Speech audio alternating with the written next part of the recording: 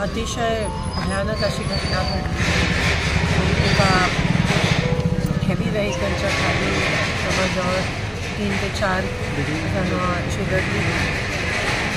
3 जणांचा त्या ठिकाणी मृत्यू झाला आहे आणि 4 जण जखमी आहेत, सिरियस आहेत। आम्ही अनेक दिवसापासून प्रशासनाला मागणी करतो आहे की सोलापूर शहरातून जी जड वाहतूक जाते ती थांबली पाहिजे, त्याला बाह्य वळण लवकर रस्ते झाले पाहिजेत। त्यासोबत हा जो मार्केट यार्ड समोरचा जो स्पॉट आहे तो ब्लाइंड स्पॉट आहे आणि तिथे फ्लायओव्हरची मागणी पण करण्यात आली, त्याला पण विलंब लागला आहे। या ब्लाइंड स्पॉटपाशी पण काहीतरी करणं हे गरजेचं आहे।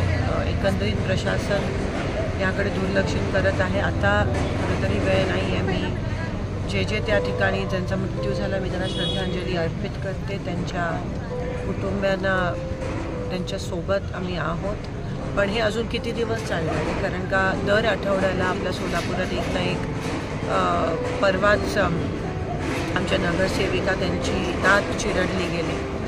त्याआधी दर आठवड्याला ही घटना होत राहते। विद्यार्थी जे कॉलेजला जातात सायकलवर चालत जातात त्यांना पण धोकाच आहे ह्या गोष्टींमुळे आणि सर्वसामान्य नागरिकांना खूप मोठा धोका आहे। कुठेतरी थांबणं, प्रशासनाने यावर सिरियसली विचार करणं गरजेचं आहे आणि मी पुनश्च त्यांच्या कुटुंबाला श्रद्धांजली